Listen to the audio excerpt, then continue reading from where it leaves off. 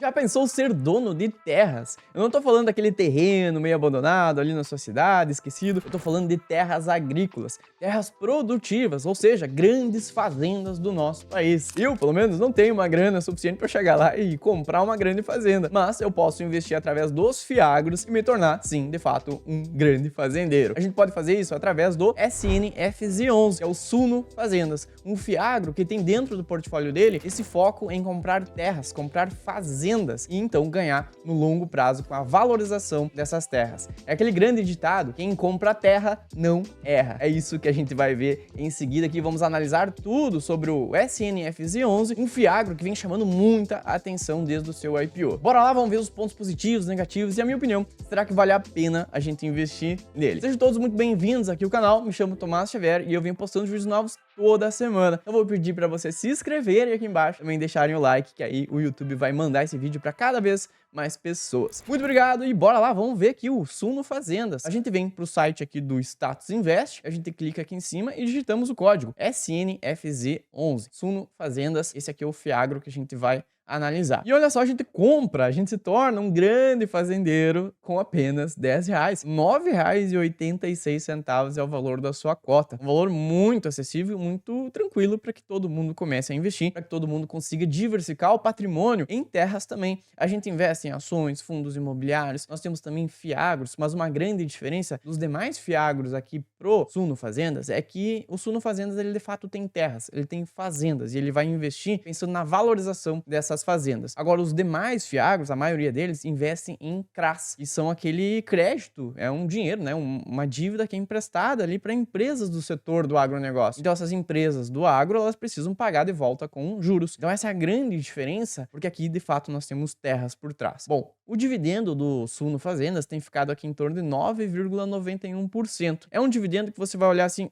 é um pouco baixo, mas na verdade a gente tem que comparar mais aqui com os FIIs de tijolos, que pagam naturalmente um pouco menos, do que com os FIIs ali de CRIs ou então os fiagros que tem os CRAs. Então, se você for olhar aqui embaixo, nós temos, por exemplo, o pagamento do último dividendo, que está aqui em 10 centavos, o que representa 1%, 1,02% ao mês. Se você olhar aqui a tabela de dividendos que ele vem pagando, desde julho do ano passado, esse dividendo aumentou bastante. Tava lá em torno de 0,6, né, centavos ali cada cota, tava mais ou menos ali 0,6, 0,7 centavos e ele aumentou para 10, ele cravou esses 10 centavos e agora vem pagando um dividendo bem superior. Então, se a gente for pegar o dividendo que ele vem pagando de julho e pensando que ele vai continuar distribuindo esses 10 centavos, aí o dividendo já vai para 12%, um valor bem legal, bem interessante para a gente também receber essa renda todos os meses. Então, além de ter a valorização das terras, essa renda mensal aqui, esses dividendos, né, como se fosse o aluguel lá das terras que a gente vai recebendo. Aqui um pouquinho mais, o fundo ele tá praticamente no seu valor justo, se a gente for olhar aqui para o PVP, tá em 0,99.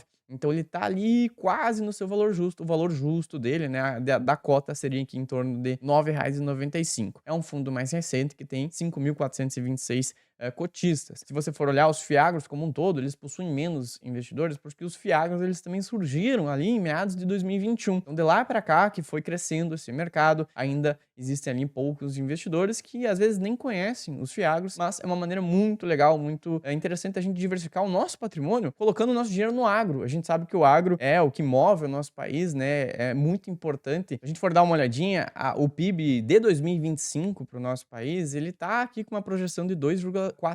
Inclusive, estava um pouquinho mais baixo, estava em 1,8% a 2%. Mas os índices de inflação melhoraram um pouquinho no finalzinho do ano e, inclusive, o governo que aumentou essa projeção aqui para 2,4%, o que é um PIB modesto, né? A gente poderia estar crescendo mais, mas de qualquer maneira aqui 2,4% é o que a gente vem crescendo em 2025. Só que desse PIB, se a gente for pegar, quais setores que mais crescem? É o que de fato carrega o nosso país. É o setor do agro, com certeza. A gente vai ver aqui os setores que mais cresceram em 2025, no acumulado dos 3 primeiros trimestres, porque o resultado do último trimestre ainda não saiu. Então nós temos o agronegócio ganhando aqui disparado. Ele cresceu 11,6%. Então, historicamente, o agro ele sempre representou ali uma fatia bem grande desse PIB do nosso país. Esse PIB que está totalizando aqui 13,2 trilhões. A gente tem que saber ali, esperar um pouquinho para saber exatamente o quanto, né, que isso vai representar. Mas olha só, 3 trilhões de reais é muita grana e boa parte disso vem sempre do agro. Então, por que não diversificar, se expor ao mercado, né, se expor ao agronegócio, agora com os fiagros aqui, no caso, o Suno Fazendas. Mas vamos lá, vamos ver o relatório, vamos entender certinho como é que funciona o Suno Fazendas, o SNFZ11. Ele teve seu início lá em 2024, ele é um fundo mais recente, mas que já vem entregando ali bons resultados. Ele é para o público geral, ou seja, todos nós podemos investir com cerca de R$ 10 ali a cota. A sua gestora então é a Suno. A Suno é uma casa de research bem conhecida, bem famosa e certamente você já ouviu falar dela. Eles têm essa gestora, então ela traz muita tranquilidade, transparência, ela sempre informa nós investidores sobre tudo que está acontecendo. Já possui vários fundos imobiliários, fundos de infraestrutura e agora então aqui atuando também com os fiagros. A taxa de administração 0,13%, mais uma taxa de gestão aqui de 0,87%, que soma 1%, mais taxa de performance. A taxa de performance, eu não sou assim grande apoiador da taxa de performance, mas vocês sabem que existe ali então uma gestora ativa, uma gestora que está trabalhando,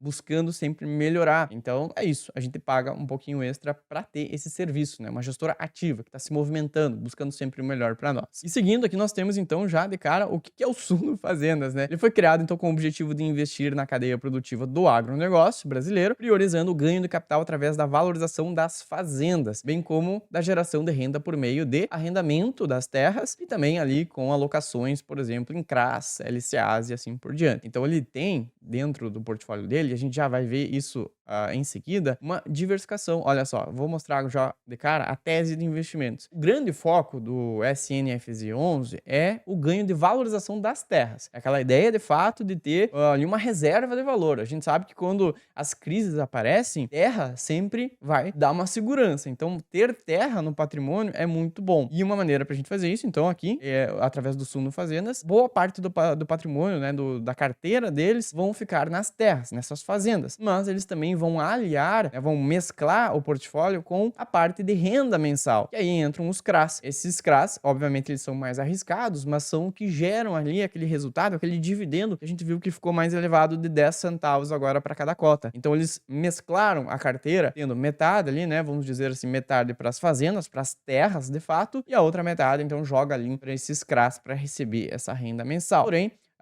né, a grande sacada e o grande objetivo do Suno Fazendas é, de fato, as fazendas. Então, ao longo do tempo, né, só que isso vai demorar. Então, é um médio prazo, um longo prazo. Lá para frente, a gente vai sentir isso, de fato, na valorização dessas terras que eles compraram. Porque quando o Suno Fazendas, ele compra uma fazenda, ele não vai simplesmente ali manter aquela terra. Ele vai buscar sempre melhorias. Ele vai trazer uma infraestrutura para aquela fazenda, para que ela, de fato, fique mais valorizada. Então, além de ter aquele tratamento do solo, da fazenda mesmo, para aumentar a produtividade das safras, ele também traz infraestrutura. Então, é desde a logística para levar lá os caminhões, para depois levar a colheita, também a parte ali de eletricidade, para depois trazer a irrigação para aquelas fazendas. Então, todo esse ecossistema que tem por volta das fazendas, tudo isso, então, a gestora ela vai trabalhando, ela vai melhorando para que tenha um ganho de valorização naquelas terras. Então, olha só que interessante, né? Tem toda essa infraestrutura ali que está em volta das fazendas e vai sendo melhorada, mas que não vem da noite pro dia. Então, leva um certo tempo, sim, com certeza, ali do médio e longo prazo, a gente vai receber uma grande valorização das fazendas. Mas, enquanto isso, a gente, né, vai aguardando essa valorização das terras, que vai acontecer, aí, enquanto isso, a gente vai recebendo esse rendimento dos CRAs. Então, eles encontraram aqui uma fórmula para mesclar isso, trazer resultados de curto prazo,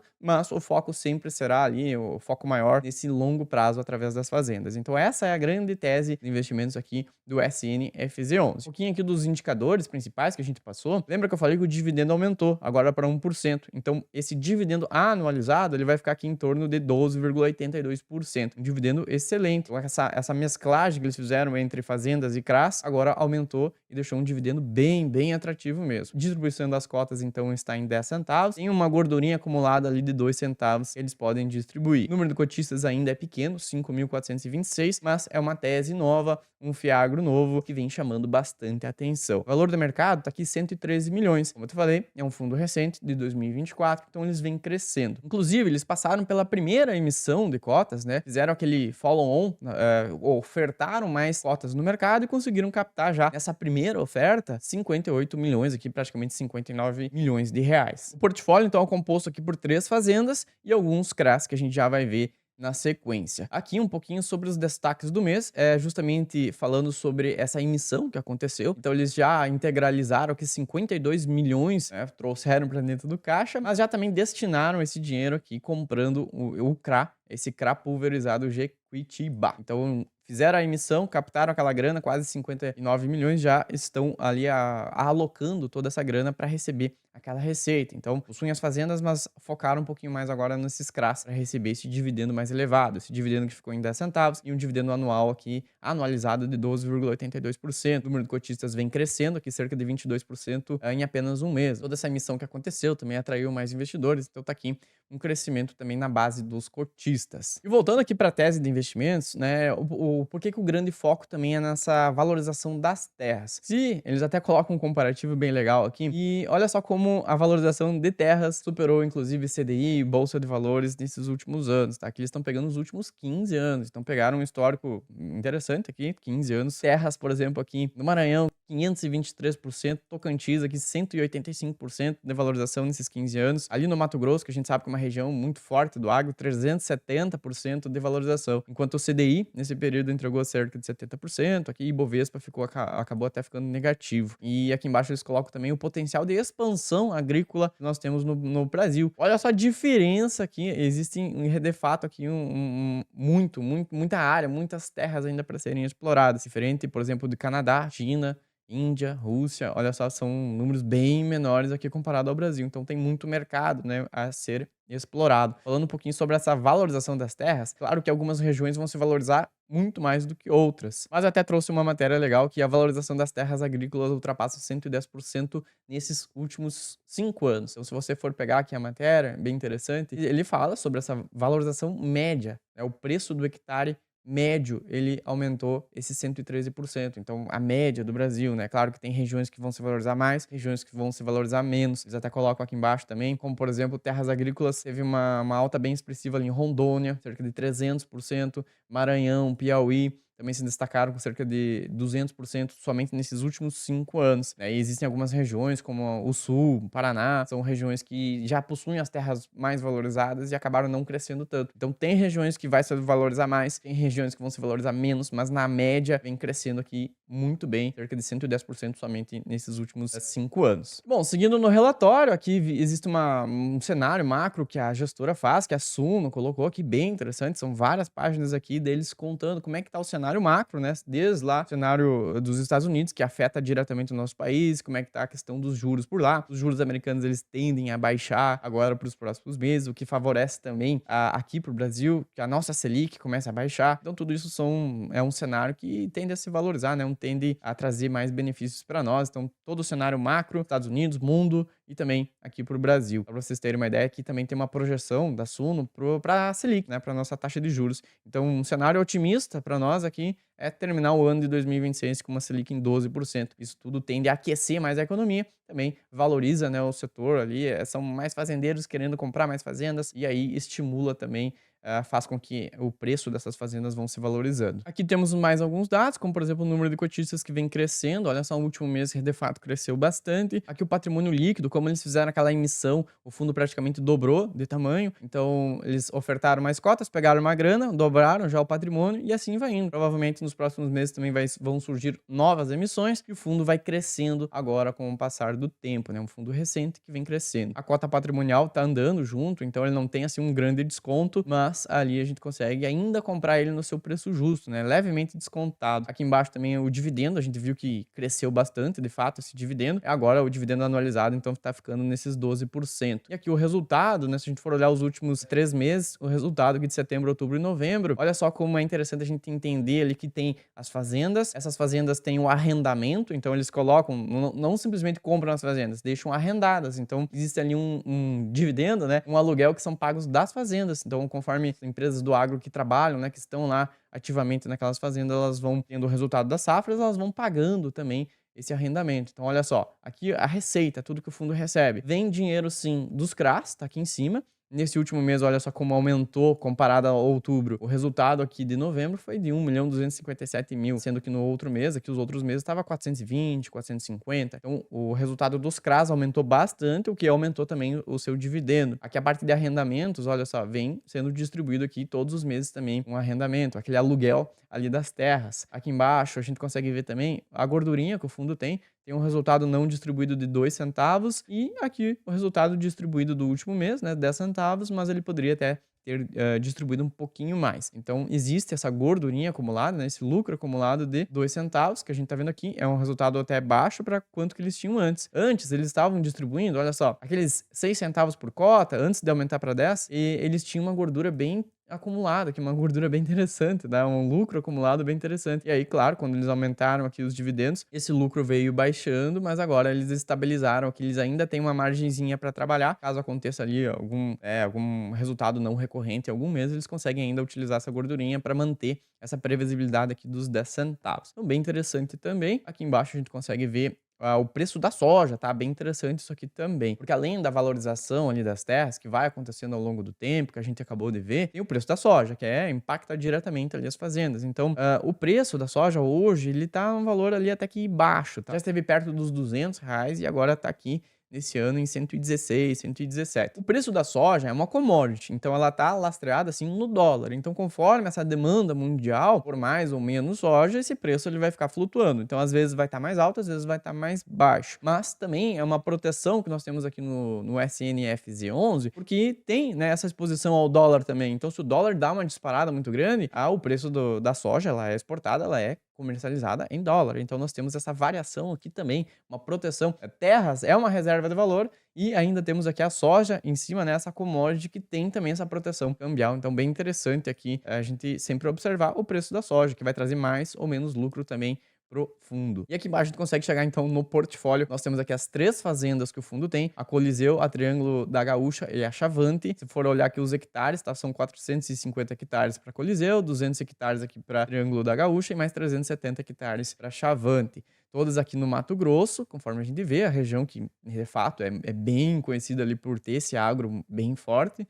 As compras, então, dessas fazendas foi do tipo buy to lease, ou seja, compra para alugar, compra já com um inquilino ali, né, um fazendeiro ali em cima das terras já produzindo, com safras. E ele tem, então, arrendamento que fica em torno de 25% da produção da soja, né, por hectare. Então, para cada hectare, no mínimo, tem que pagar 15 sacas de soja aqui para cada hectare. Mas, se a fazenda ela produzir bem mais do que isso, ela vai pagar sempre 25%. No mínimo 15 sacas, mas passando disso é 25% do que a fazenda conseguir produzir. Então, bem legal que a parte de arrendamentos e aqui embaixo tem as alocações em CRAs. A gente vê que tem 3 CRAs, né? Como eu falei, é um fundo recente, então ainda tem essa concentração, mas a tendência é que cada vez façam mais emissões e isso vai aumentando essa diversificação. Tem um CDI aqui de mais 8%, é um CDI aqui bem alto, tá? Uma dívida alta. Mas os demais CDI mais 3%, CDI mais 13% e 15% são dívidas aqui ok. Conforme a Selic vai baixar também vai diminuir um pouquinho o rendimento daqui, mas é natural, né? Todos os FIIs, todos os FIAGROS também tendem a baixar conforme a Selic vai baixando aqui nesse rendimento. Mas CDI mais 8 aqui é uma dívida mais elevada, um pouquinho mais arriscada, mas aqui, então, de fato,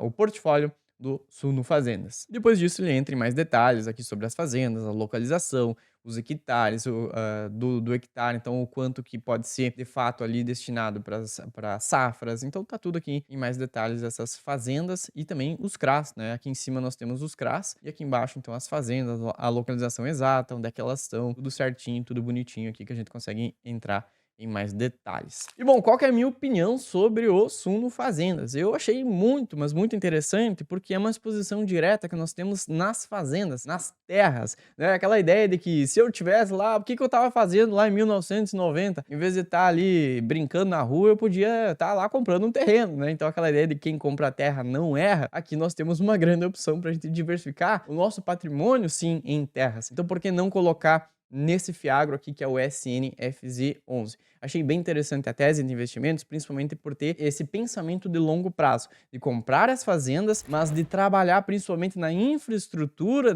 todo ao redor dessas fazendas, para que de fato toda a região fique valorizada. Então não é simplesmente, comprei uma fazenda, vou esperar o tempo passar. Não, a gestora ela tá ali trabalhando para que toda o ao redor, né, todo o ecossistema ali que tá naquelas cidades, naquelas fazendas, melhore, para que as fazendas de fato elas tenham um grande upside, né, para que elas se valorizem muito mais rápido. Então, claro, pensando no longo prazo, mas olha só o quanto de valorização que a gente pode ter com essas fazendas. E também eles aliaram, então, pegaram essa estratégia de receber esse rendimento ali todos os meses com aqueles CRAs. Então eles aliaram, acredito eu, ali o que tem de melhor dos dois mundos. As fazendas pensando no longo prazo e os CRAs para receber esses juros, para receber esse rendimento mensal. Então, enquanto você espera a valorização das terras, você recebe também esse rendimento aqui todos os meses. Bom, na minha opinião, gostei bastante. Vou ficar de olho no SNFZ11 para, quem sabe, incluir, inclusive na carteira da minha filha, a carteira da Aurora. Claro que aqui não é nenhuma recomendação de compra, vai ao teu critério agora analisar, estudar com mais calma, olhar para ver se faz sentido para você